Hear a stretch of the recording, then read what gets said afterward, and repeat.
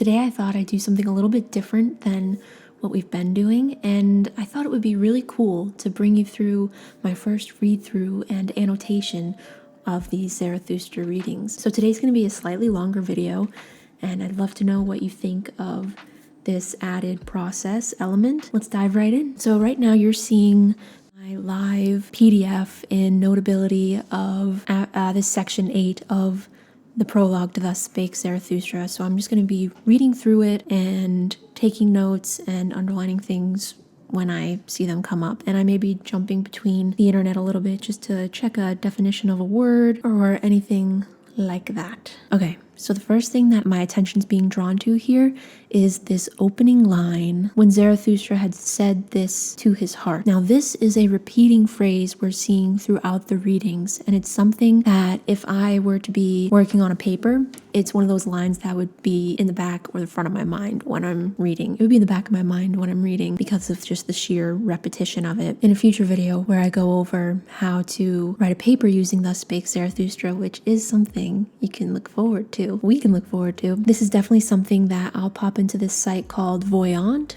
where it's just one of those tools that helps you visualize and quantify how many times certain phrases or terms are used throughout a single text or multiple texts. So you can use it interdisciplinarily between different texts, or you can just use it to closely analyze one particular text. So it's a wicked useful tool that we'll definitely go over in a future video. Okay, so when Zarathustra had said this to his heart, we've got that noted. So I'm just going to make a note to myself. Keep repetition. Keep track of. So here, this man who's characterized as the buffoon from the tower is saying the good and just hate thee, therefore inferring Zarathustra is the opposite of that. So we can infer from that his opinions of Zarathustra through this single part of the text, as well as previous interactions with this character, and down the line future interactions of this character. So the believers in the orthodox. We know religion is a theme. So the conventional wisdom here is what is being perceived to being threatened by this community, hence the use of the word orthodox. The orthodox belief hate thee, the mainstream or correct belief. And when we introduce a word like orthodox, which infers a word like correct, then we can use our literary lens of conventional wisdom. And conventional wisdom, for context, it's like a literary lens for a generally accepted theory or belief. So an example is time heals all wounds, or crime increases during a full moon. The believers in the orthodox belief. So we have the double use of the word belief here. We have believers as a noun referring to people. So believers are people who hold a specific belief, while belief is the conviction or the acceptance that something is true. You know what? Let's go to the Oxford English Dictionary. When we look at belief, we see theology, the trust that the believer places in God, the Christian virtue of faith. All right, so belief has its roots in theology as well. The believers in the orthodox belief hate thee and call thee a danger to the multitude. We can think of that as greater common good, which is a theme you'll find in philosophy and literature. It was thy good fortune to be laughed at, and verily thou spakest like a buffoon. From Zarathustra's perspective, we have the buffoon calling him a buffoon, which is kind of funny.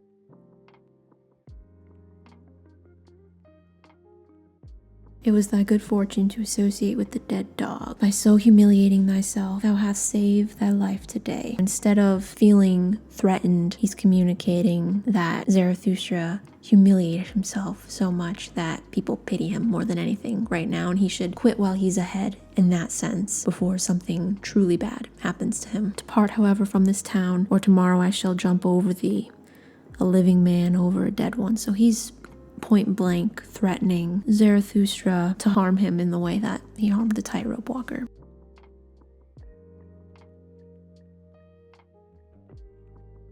And when he had said this, the buffoon vanished. Okay. Zarathustra, however, went on through the dark streets. At the gate of the town, the grave diggers met him. They shone their torch on his face. The line, they shone their torch on his face, before I even continue to read on, I want to make note that this reminds me of the theme of light and goldenness.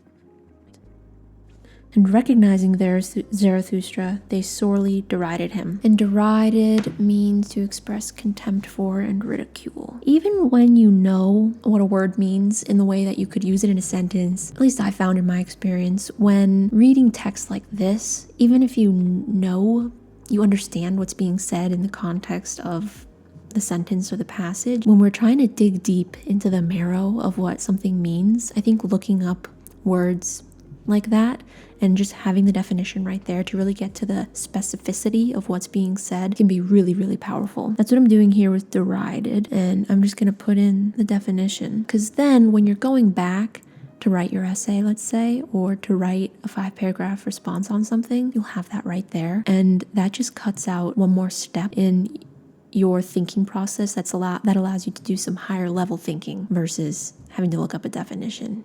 You know, it can really interrupt your flow state when you're writing a paper or a 5-paragraph response. Cool. Zarathustra is carrying away the dead dog. Geesh, that's harsh. Fine thing that Zarathustra hath returned a grave digger, for our hands are too cleanly for that roast. Will Zarathustra steal the bite from the devil? Well then, good luck to the repast. So let's do that again with repast, and then we're gonna reread what we just read in the moment. I didn't know that meant meal. Wow. Well then, good luck to the meal. If only the devil is not a better thief than Zarathustra. He will steal them both, he will eat them both. And they laughed among themselves and put their heads together. Starting with the end, sometimes if you're feeling stuck on passage or a few sentences, starting with the last sentence or the last two can help you get to the previous one. So that's what I'm going to do here, and put their heads together. So the phrase put their heads together could be multiple things, but the first thing that I think of is, okay, they're all operating under the same collective wisdom based off of our reading of Orthodox. The believers in the Orthodox belief hate thee. From our close reading there, we can then apply that new knowledge to our further reading of this passage and infer that what's being said here by putting their heads together, it's like they're working with one brain or one brain cell. If only the devil is not a better thief than Zarathustra. So they're saying the only one worse than Zarathustra is the devil. We can confirm that by seeing a fine thing that Zarathustra hath turned a gravedigger. The language, a fine thing. You're like, oh, that's fitting, but it's loaded with sarcasm. So it's really not a compliment. It's not even a backhanded compliment, really. It's a straight up sarcastic jest. Will Zarathustra steal the bite from the devil? So this language steal, before I said the only one worse than Zarathustra is the devil, but perhaps they're on the same level. If Zarathustra can steal the bite from the devil, then maybe it's more neck and neck than we realize in their opinions. All right, Zarathustra made no answer thereto, but went on his way. Okay, so are we repeating this phrase, went on his way? Zarathustra, however, went on through the dark streets. So Zarathustra is encountering all of this negative feedback. He's really in a negative feedback loop with this community. He's persisting on his quest, his mission, his journey from the mountain. He's just he's continuing to do what he set out to do. He made a promise and he's following through on it no matter how many obstacles he runs into. When he had gone on for 2 hours past forests and swamps, he had heard too much of the hungry howling of the wolves, and he himself became a hungry. He became a hungry. Wow, okay. When I read that, I'm thinking of the language of eating is very prominent here. Will Zarathustra steal a bite from the devil? And now Zarathustra himself became a hungry. So hungry here isn't so much a sensation in the body, but it's a way of being.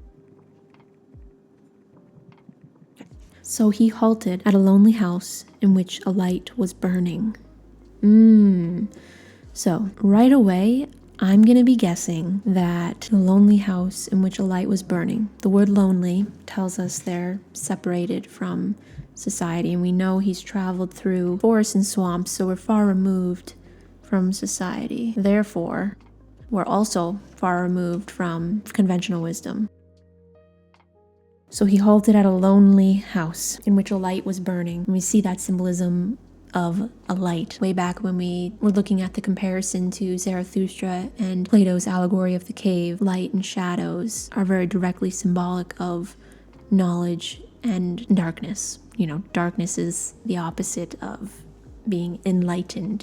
Even in the word enlightened, there's light. If we're going to infer that light is a synonym for knowledge, then we can guess that if there is a person in this house, that they will likely be amiable to Zarathustra or a friend of Zarathustra's. And we get some confirmation here about hunger, our hypothesis on hunger. Hunger attacketh me. Doesn't get much more. Like a robber, so like a person. So more personification of feelings. So that ties back to our last reading as well, where we talked about the personification of intangibles or inanimate objects, or intangibles as in feelings or sensations here. Among forests and swamps my hunger attacketh me, and late in the night strange rumours hath my hunger. Often it cometh to me only after a repast. And we know repast is repeated here to mean a meal. Often it cometh to me only after a repast, and all day it hath failed to come. Where hath it been? And thereupon Zarathustra knocked at the door of the house. An old man appeared who carried a light, and asked, Who cometh unto me and my bad sleep?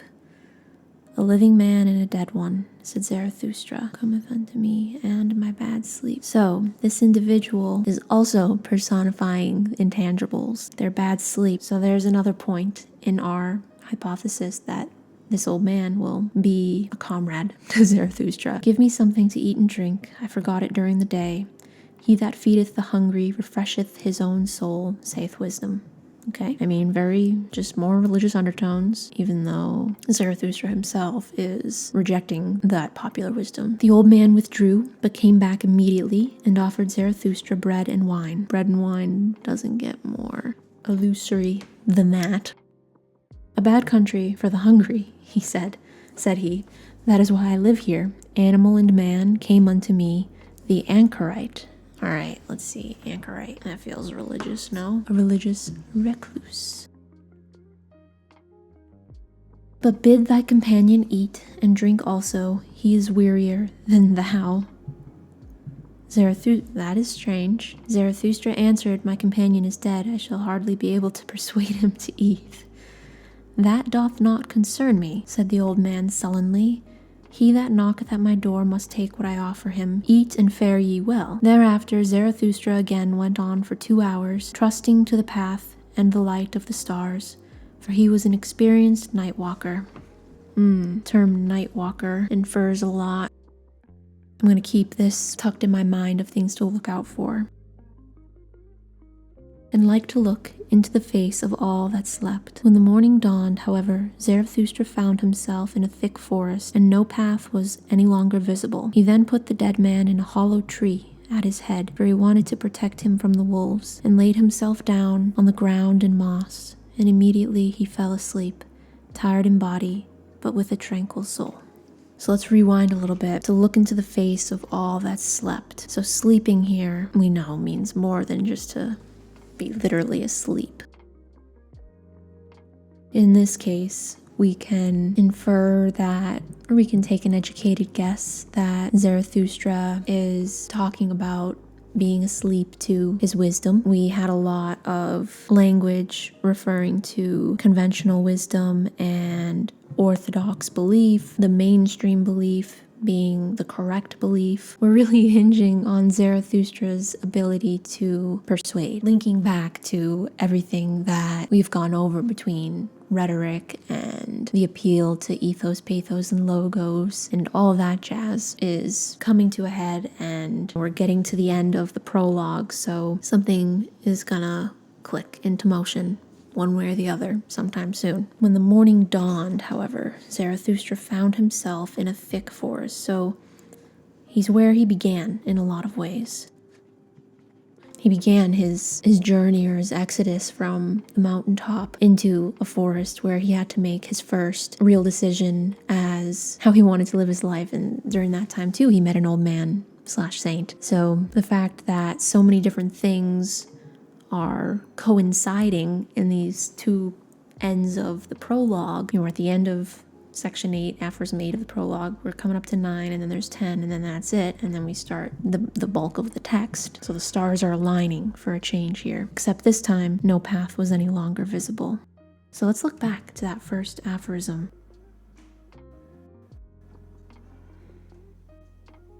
I don't see anything on this quick look referencing a path being visible or not visible in that first section of the prologue. Since it's saying a path was no longer visible, we can kind of assign that first path. It's very clear. He wanted to go from the mountain, forest, to the town, and now that's not clear to him anymore. He put the dead man in a hollow tree at his head, for he wanted to protect him from the wolves, and laid himself down on the ground in moss, and immediately he fell asleep, tired in body, and with a tranquil soul. I think to understand this last passage, we have a lot of language that we can really pick apart and dissect. For instance, is thick forest. That descriptor, in combination with no path was any longer visible, he is at this point very far removed from the impetus of his journey to begin with. He spent 10 years, when we think about it, he spent 10 years up in that mountain, able to, by himself with his thoughts, with the sun, able to philosophize about life's idealisms. He's been revolving around this concept of the Übermensch, or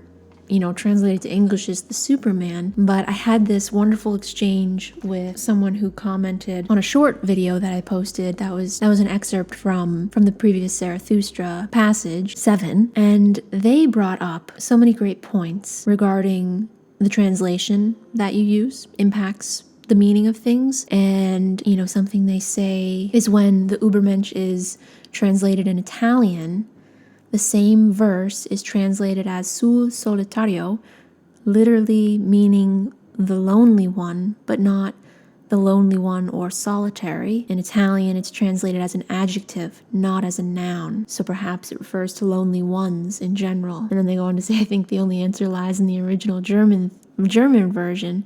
And then we went back a few more times, just engaged in this awesome dialogue where I learned a ton. And so I think here we really having ourselves as the readers or the audience aren't yet really privy to what Zarathustra fully means when he says the Übermensch or the Superman. It's not so much a way of a thing you can be, but it's more like a way of life. It's more like a philosophy of life. But we don't have the specifics of this, okay? He's told us all these overarching general concepts, but we're yet to get into the minutiae of that. That's something that we want to keep in the back of our critical minds. If we're reading this with a rhetorical lens to protect ourselves from getting manipulated by persuasive language, we can enjoy persuasive language for what it is when we know what to expect. That's something I talked about in this video right up here about rhetoric, but I think we can use that tool here. He then put the dead man in a hollow tree at his head,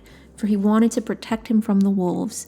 And the wolves here, we can infer are literal wolves. He wants to protect the sanctity of his body, not his life. He can't protect his life any longer. And I think we can infer wolves could also mean the townspeople. They're very much so on the attack of Zarathustra's way of life. This man took Zarathustra's comfort in his dying moments. So in Zarathustra's mind, you could argue that the rope walker buys into his Übermensch. We remember in Aphorism 7, verily a fine catch of fish hath Zarathustra made today. It is not a man he hath caught, but a corpse. So he's caught him, but it's not someone that can then be transformed into a follower. He's yet to find a true friend or follower in his beliefs. So perhaps this new older gentleman will pop up in the next aphorism, show up in the next aphorism. And if not, I think we can, use him as a way of understanding this, like closing this loop of this part of Zarathustra's journey, and we're embarking on the next chapter. He immediately fell asleep, tired body, and with a tranquil soul.